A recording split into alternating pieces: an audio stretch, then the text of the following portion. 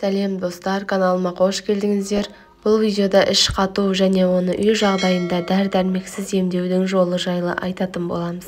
Іш қату бұл іштің 2 тәуліктен артық жүрмей қалуы.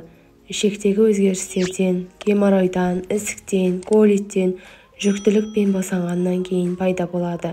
Іш кеуіп, төмен жағы сыздап ауырады, ішті жел кернейді. Аз қозғалудан, дұрыс тамақтанбаудан, ағзаның әлсіреуінен, ауыр сырқаттан кейін де пайда болуы мүмкін.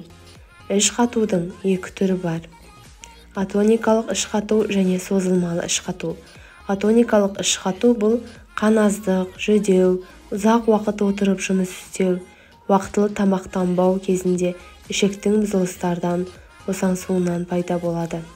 Ал созылмалы іш қату көңіл-күйден, созылмалы кәсіптік уланудан, шылым шегуден, ішектің бұлшық еттерінде ұзақ уақыт спазмы пайда болады.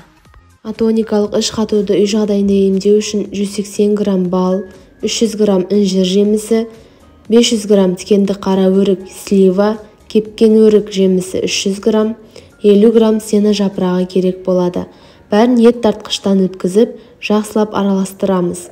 Жатардың алдында бір ас қасық қоспаны жейміз. Одан кейін тамақ ішуге де, су ішуге де болмайды. Ал созылмалы іш қатқанда 4 апта бойы ұйықтар алдында қара өріктен, яғни сливадан 10-15 дана жеу керек. Тағы да үй жағдайында іш қатуды емдеу үшін төмендегілерді әдетке айналдырыңыз. Таңертең 1 стакан ыстық су. Ол ішек құрылысының жұмысын жақсартады. Таңғы астан алдын 1 ас қасық зәйтүн майын ішіңіз. Ол нәресті жұмсартады.